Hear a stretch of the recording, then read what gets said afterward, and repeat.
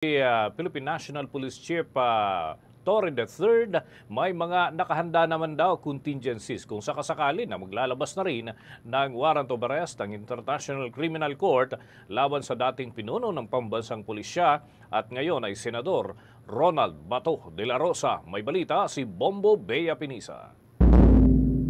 Handa na ang mga contingency plans ng Philippine National Police sakaling maglabas ng arrest warrant ng International Criminal Court laban kay Senator Ronald Bato de la Rosa.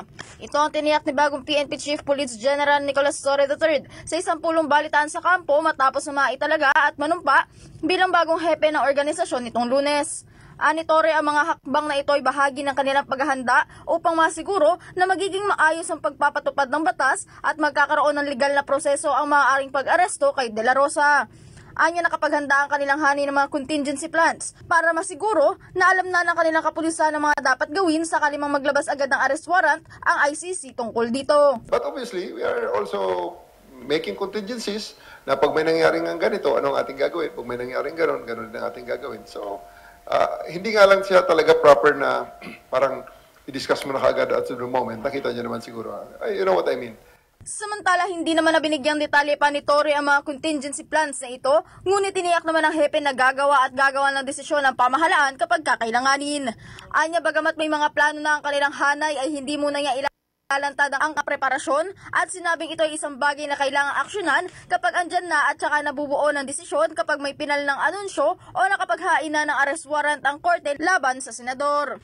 Pagtitiyak din ni Torre, handa ang PNP na ipatupad ang kahit anumang legal na kautusan mula sa ICC. Kabilang na dito ang posibleng pag-aresto kay De La Rosa. We'll just cross the bridge when we're there. Kasi ang hirap ng pangunahan nun na pag may darating na ganito, may darating na ganito, paano pag wala? Di parang napakahirap naman. It's really something that has to be acted upon pag andyan na. Okay? We'll make decisions as it comes.